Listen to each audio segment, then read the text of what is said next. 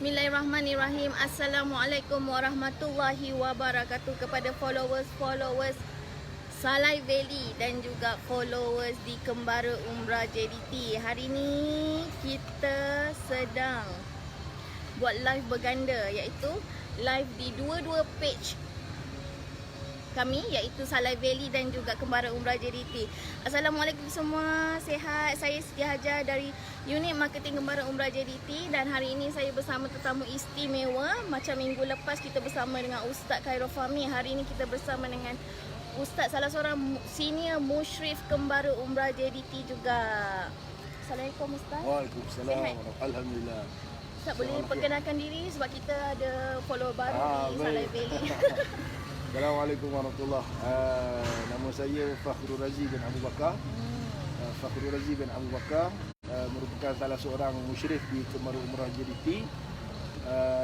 Sekarang ni kerja sepenuh masa lah dalam bidang dakwah, menyampaikan kuliah dan pengajian agama di sekitar masjid dan surau-surau di Johor Bahru lah.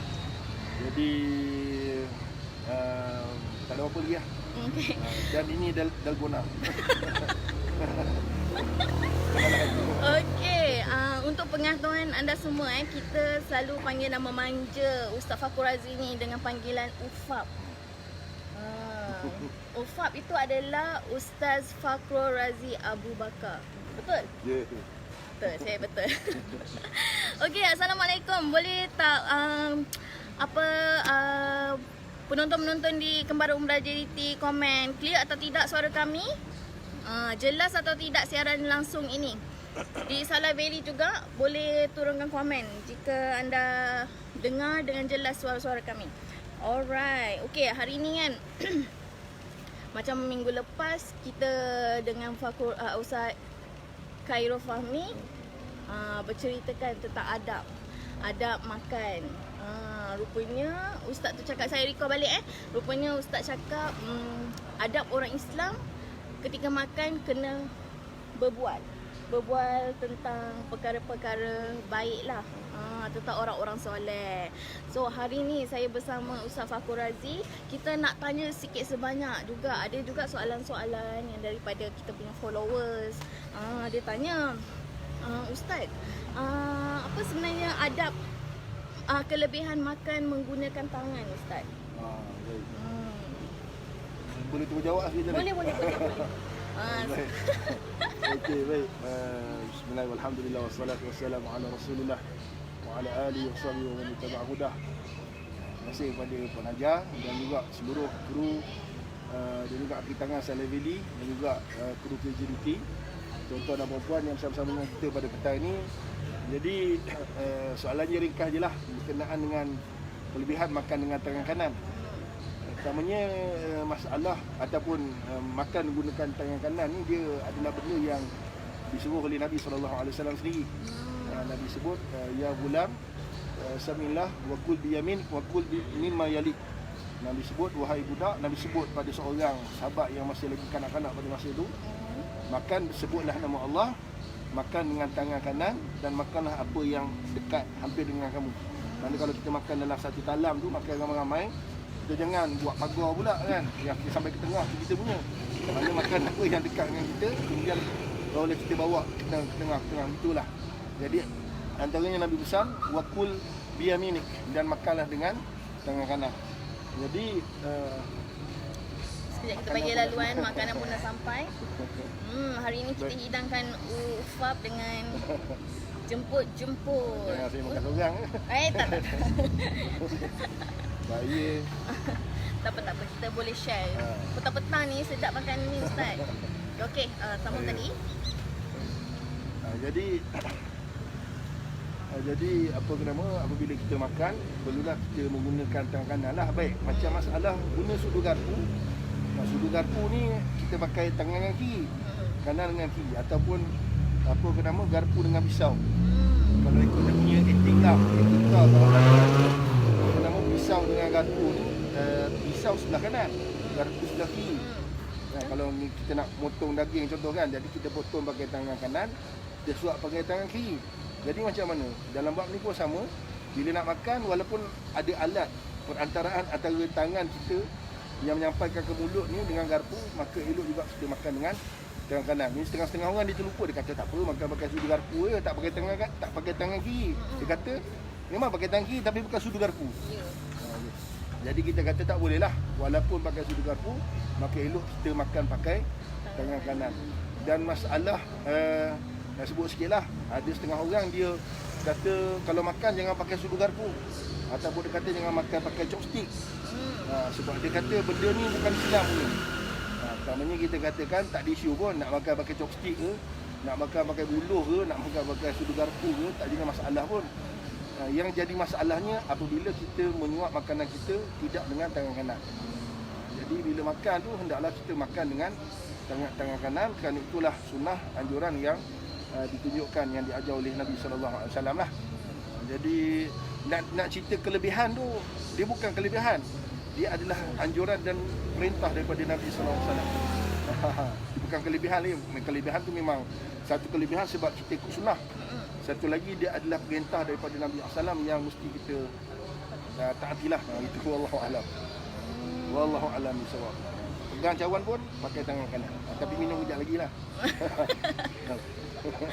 Okey, hari ni saya sebelum kita continue dengan soalan seterusnya, hari ni kita nak bagi tahu ke anda semua yang apa yang saya hidangkan untuk Ustaz hari ni. Saya nak Ustaz try. Ustaz pernah try ke ni? Belum? Dengan tutup mulut tak boleh makan. Okey, tak apa Ustaz. Lepas kita live pun boleh. Hari ni saya nak Ustaz cuba kita punya jemput ikan bilis cicah dengan lomak cili api. Saya memang suruh Ustaz rasa. Ustaz pernah tak rasa jemput-jemput cecah dengan selalu kan kita buat jemput-jemput cecah dengan sos cili lah, mayonis lah kan. Tapi hari ni kita nak suruh Ustaz rasa orang-orang ni 9 makan. Ustaz juga kita orderkan dia apa tu, Dalgona Milo. Special ni tau, Dalgona Milo. Selalunya saya hari tu saya try Dalgona Nutella. Hari ni Dalgona Milo. Yang tak suka coklat, yang suka Milo, budak-budak pun kan kadang-kadang suka Milo kan, air Milo, boleh order Dalgona Milo. Kita pun sedap juga. Hari ni saya untuk petang ni saya nak minum air panas sekejap lah. Sebabnya tadi saya dah minum air sejuk. Saya minum air panas pula, iaitu air green tea, hot green tea. Ini memang sedap. Dia punya bau dia tu wangi. Okey. Boleh kita tengok komen sekejap. Sementara tu kita buka page kita Salai Valley.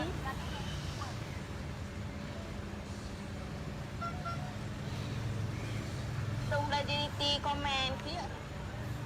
Okey, di Salai Valley, Emilia, wow, Ufap lah. Nampak Ufap ni memang sangat terkenal. Kalau pergi ke page Kembara Umrah JDT, memang ramai peminat Ufap. Sebab tu ramai yang kenal dia. Husna Batrisha clear dari Adahai. Terima kasih menonton. Kita tengok pula dekat Kembara Umrah JDT. Hari ni kita live berganda ya. Kita live di 2 page secara serentak, iaitu di Salai Valley dan juga di Kembara Umrah JDT. Kita tengok live Kembara Umrah JDT. Hazlin binti Haji Rahim, Skudai clear. Alhamdulillah, terima kasih menonton. Nurul Izlin, waalaikumsalam, sana clear. Terima kasih menonton. Jemaah Azmi, syukur ilmu di petang hari. Ya, banyak lagi ilmu yang kita nak rungkaikan daripada Ufap sendiri. More pada mengenai makan lah. Nordila Aisyah, jom pakat share ilmu di petang hari. Terima kasih. Assalamualaikum semua. Waalaikumsalam warahmatullahi wabarakatuh. Arfa Aziz, terima kasih menonton. Okey Ustaz. Ustaz untuk pengetahuan korang, Ustaz ni bekas pelajar dari Jordan. Jordan ya? Apa tu nama? Universiti Yarmouk. Universiti Yarmouk. Alamak, berbelit. Okey Ustaz, macam Ustaz tahu kan, kita kat sini kan ada daging salai kan, Ustaz. Kat sana ada ke jual daging-daging salai dekat Jordan tu? Dia kalau nak cerita Arab ni dia kalau bak masak lah, dia gulai-gulai dia tak ada sangat lah. Dia biasa dia bakar atas harang. Ataupun dia apa nama, roast panggil apa? Arab panggil syawai. Apa nama, dibakar dalam oven lah. Ataupun digoreng. Digoreng. Salai-salai ni orang kata asap lah. Asap tu kira macam bakar, tapi asap ni dia bukan bakar lah. Dia betul-betul direct ke api. Dia memang api lah. Jadi tu lah, dia kiranya asap-asap Arab ni dia tak ada sangat lah. Cuma Arab ni dia punya, kalau dia bakar tu memang dia bakar betul ayam tu. Memang kebakaran dah tu lah. Sampai gantung ayam tu kan. Tapi tak apalah. Sampai kering lah kalau nak cerita kan. Tapi maknanya daripada segi masakan, diorang ni tidaklah terlalu banyak macam kita ni. Maknanya kita belah Asia Tenggara terutamanya, bab makanan ni alhamdulillah lah. Allah Ta'ala beri kelebihan pada kita. Kalau ayam goreng tu dia kan macam ada ayam berempah lah, ayam goreng kunyit lah, ayam goreng tepung lah. Kalau diorang tak, daripada utara sampai selatan semua ayam goreng tepung je. Sama je lah. Itu ayam goreng tu lah, ayam goreng dia tak ada. Menu dia gitu je lah, tak banyak Cuma mungkin rempah dia lain-lain gitu je lah. Ayam bakar gitulah, ayam bakar sama je. Dekat sana ada ke makanan-makanan orang Melayu? Restoran? Ada satu restoran, tapi saya tak pasti restoran tu masih lagi beroperasi ke tidak. Ada pelajar-pelajar Malaysia, dia buka restoran kat situ. Orang pelajar Malaysia sendiri? Pelajar, dia bukan pelajar Malaysia, dia macam pekerja kat sana lah. Tapi saya tak pasti sebab satu Jordan ni dia punya visa dia agak strict, tak macam Mesir. Mesir ni dia macam Malaysia ni, pelajar Malaysia ada macam rakyat kat sana. So Jordan ni dia restricted, memang limited sangat lah dia bagi kan. Jadi status kan wallahu alam tak pastilah. Cuma zaman saya belajar dulu ramailah yang macam yang dah berkeluarga kat sana, dia buka macam bisnes kecil-kecilan lah. Buat nasi kerabu lah, buat nasi lemak lah, jual tiap-tiap hujung minggu. Yang tu adalah. Tapi restoran besar-besar, adalah dulu satu restoran, tapi saya tak pernah pergi sebenarnya. Tapi tak tahu sekarang ni apa status restoran, wallahu alam. Dia jual masakan Melayu? Dia jual masakan Melayu. Tapi tak pernah pergi. Ya. Tapi tak apalah, at least ada terubatlah orang-orang pelajar-pelajar Melayu kan. Kalau ustaz sendiri cakap kalau kat sana tu, kalau ayam goreng tepung je lah semua jual. Macam kita kat sini alhamdulillah kita macam-macam jenis resepi. Kadang-kadang sampai PKP tu ada menu baru pula. Itulah alhamdulillah lah kita kat sini. Okey. Terima kasih kepada yang menonton di Kembara Umrah Jadi page. Okey, ustaz saya nak tanya. Macam tadi Ustaz cakap makan pakai chopstick tu sebenarnya tak haram. Kalau macam lebih baik pakai tangan kanan ikut sunnah kan. Kalau kita sakit dan tangan kita ni tiba tak boleh menggunakan, tak salah ke atau dia kaedah yang umumnya, kalau dia sebenarnya masalah makan pakai tangan kanan ni pun dia bukanlah sampai wajib. Maknanya kalau makan pakai tangan kiri jadi berdosa masuk neraka, tak macam tu. Kebanyakan ulama dia kata dia lebih daripada beradab. Jadi maknanya sunat lah. Sunat untuk makan pakai tangan kanan. Maknanya kalau makan tangan kiri tidak berdosa, cuma makruh lah, gitulah. Jadi oleh kerana begitu, maka kalau contoh orang tu sakit, maka lebih-lebih lagi lah tidak jadi masalah untuk dia makan pakai tangan kiri. Sebab tu yang dia mampu dan dia tidaklah melakukan benda yang makruh sebab Allah Subhanahu Wa Taala tidak akan menghilangkan pahala amalan seseorang dengan sebab keuzuran yang ada pada dia. Sebab tu ada hadis Nabi SAW, Nabi kata kalau orang tu dia biasa beramal, tahajud, baca Quran, zikir dan sebagainya, tiba-tiba dia tiba dengan sakit ataupun dia bermusafir yang menyebabkan dia tak dapat beramal dengan benda-benda ni tadi, maka masa dia sakit dan juga masa dia musafir ni Allah Ta'ala tetap beri pada dia pahala macam waktu dia beramal dulu. Sebab kalau dia tak ada halangan ni, confirm dia akan dapat beramal lah. Jadi sama-sama juga dalam bab ni, maka kita katakan tak ada masalah lah kalau kita gunakan benda yang lain selain daripada tangan kanan untuk makan lah. Jadi insya-Allah dalam bab tu tak ada isu sangat lah. Tak ada isu. Okey, soalan yang seterusnya kan, saya baik. Macam ini adalah soalan daripada saya sendiri. Sebabnya saya nak minum air panas ni. So saya tiup dulu. Ada orang kata dosa tiup makanan. Ya. Ada orang kata tak ni? Adalah semua saya tak pasti, saya tak cek sangat kedudukan hadis tu adakah kuat ataupun tidak. Tapi memang ada anjuran sendiri, iaitu anjuran dalam Islam bahawa minuman itu, makanan yang panas jangan ditiup. Sebab bila kita, wallahu alam lah, kalau kita nak bincang daripada sudut sains katakan, sebab bila kita tiup ni, kita bernafas, kita sedut oksigen. Bila kita keluarkan nafas, kita keluarkan karbon dioksida. Bukan monoksida tu mati kan. Karbon dioksida. Jadi karbon dioksida ni bila kita hembuskan, kita hembuskan pula pada makanan. Itu yang wallahu alam mungkin akan menyebabkan mungkin ada orang yang sensitif, mungkin akan menyebabkan kemudaratan lah pada tubuh badan dia. Wallahu alam daripada sudut itulah. Cuma daripada sudut kuat tak kuat hadisnya, wallahu alam saya tak review, tak cek sebetulnya. Ustaz, ada yang komen tak clear suara Ustaz, mungkin sebab Tak Ustaz dia pakai masker. Oh ya ke? Alamak, terdedah lah wajah saya. Aduh, okey. Boleh tuan-tuan dengar Boleh? ya. Clear tak? Boleh komen sikit clear ke tidak suara Ustaz? Mungkin suara saya je yang kuat agaknya. Belum nak dengar suara Ustaz. Belum lagi dengar suara Ustaz mengaji. Bismillahirrahmanirrahim. Saya Jemput sini. okay.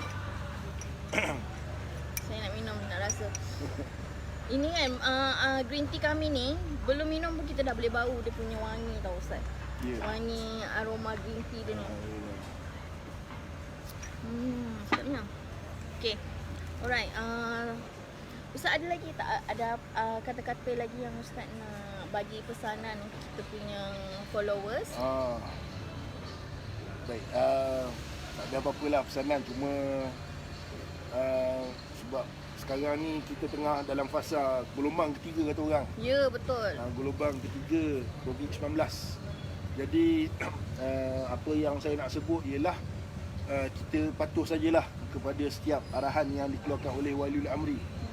Waliul amri iaitulah orang yang berautoriti. Maknanya contoh kalau dalam bab kesihatan, Kementerian Kesihatan lah pengarah ataupun ketua pengarah kesihatan, ataupun kerajaan sendiri dalam beberapa SOP yang mesti kita ikut untuk kita memendung wabak ni lah.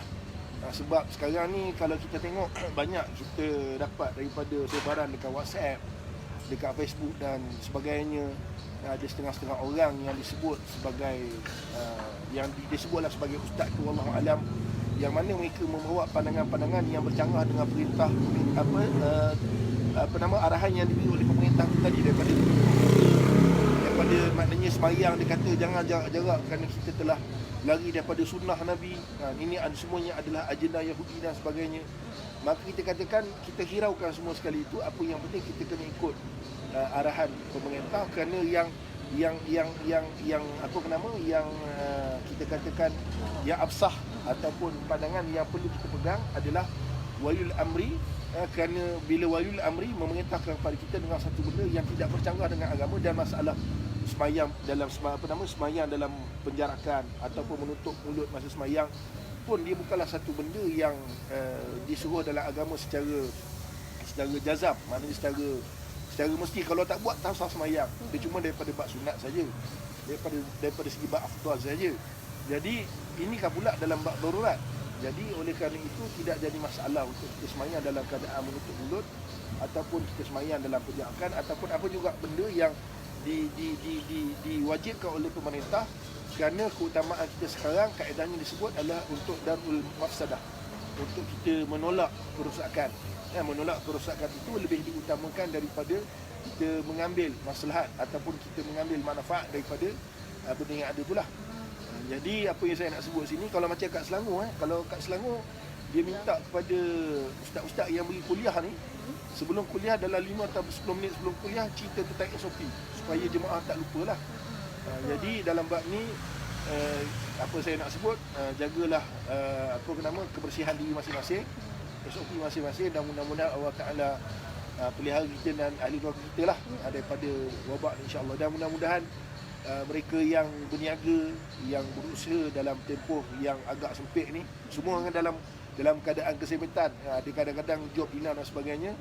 Termasuklah Silent Valley minta tuan-tuan doa kan, dan juga kami di KJDT, dan juga kepada semualah yang berniaga ni, Mudah-mudahan Allah Ta'ala lapangkan rezeki dan Allah Ta'ala buka jalan untuk Allah Ta'ala mudahkan kehidupan di dunia ni lah. Wallahu a'lam bishawab. Jadi dah tak ada apa kan? Ada belum? Oh, dah.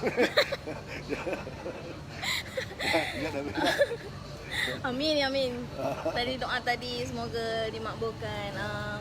Alamak, dah lupa dah.